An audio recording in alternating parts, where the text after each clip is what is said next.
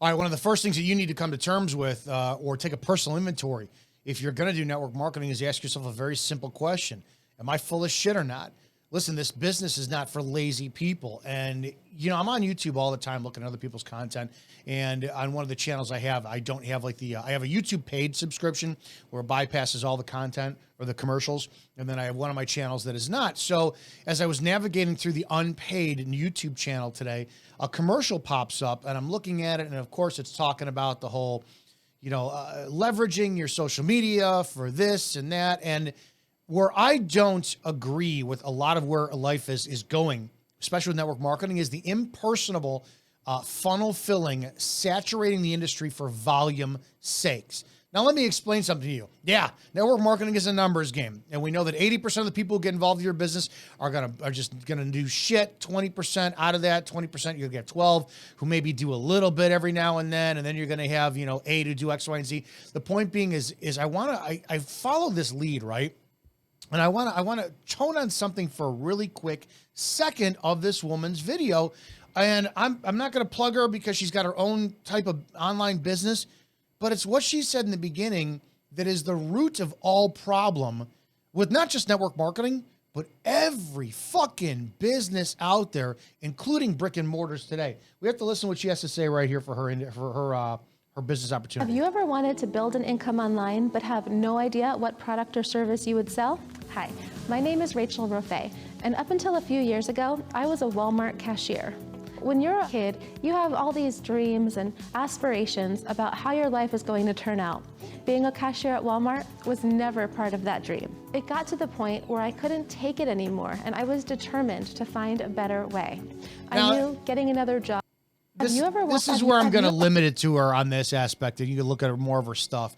But it's the same damn concept as what the NBA, NFL, rock music, rap music does, which is bypass school, become an athlete, bypass school, become a celebrity, right? Hollywood does the same thing.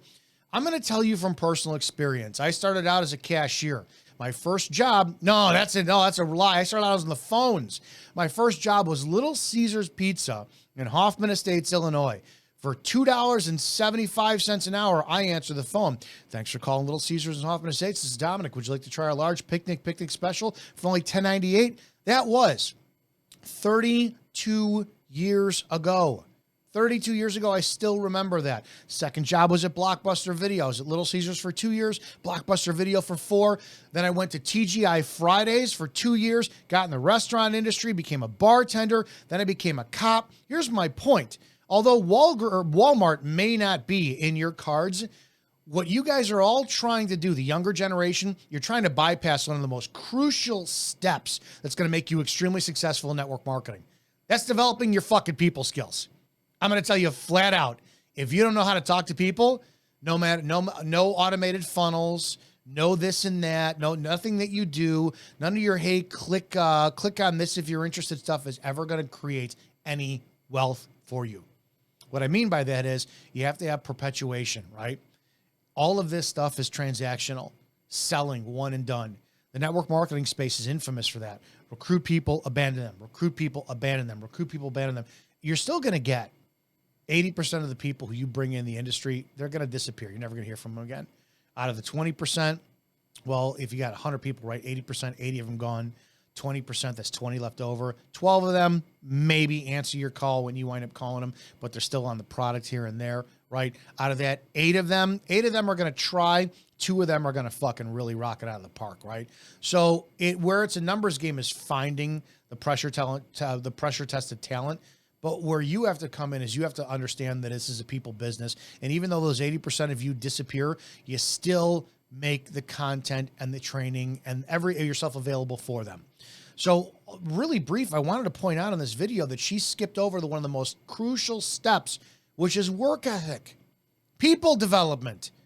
If you work at Walmart and you're a cashier, I will 100% guarantee you are better at an industry like network marketing than some kid who just picks up his phone and he or she started a social media page. You've got people skills. You're bigger entrepreneurs. The question you have to ask yourself is, how fucking lazy am I?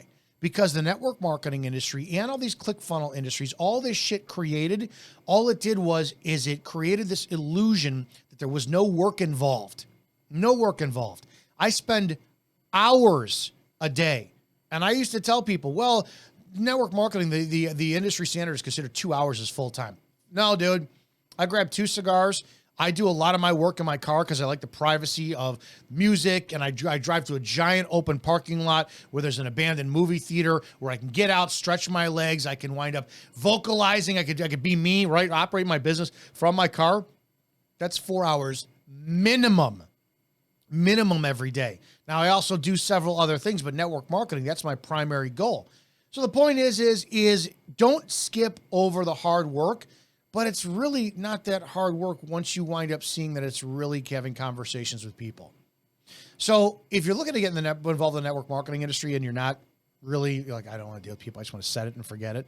You know, like that rotisserie grill infomercial. This business is not going to work for you.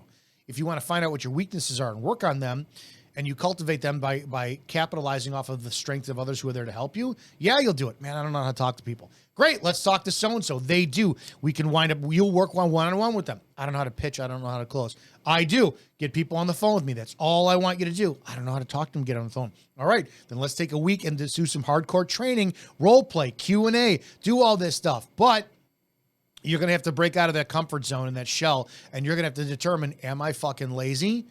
Or do I really want this? Guys, don't skip over the crucial step as my point of this, right? Don't think that just because you watched an infomercial on YouTube or somebody's get-rich-quick stuff that it is lasting wealth. It's not. Network marketing, you really want to be fucking wealthy, you got to help others become wealthy themselves. That transactional one and done, it's going to be as empty and unfulfilling as having a giant Snickers bar for dinner. You'll be full for the first 10 minutes, but then sick and ultimately hollowed out within an hour afterwards. Guys, put value in other people and watch your value, watch your network, watch your income grow. Hope this makes sense. Hope this is great value to you. Click the like button. Subscribe if you're not. Comment below what you want to see me cover in this industry. Let's talk about the good of network marketing, the bad, everything in between. You guys have a great damn day. See you in the next video.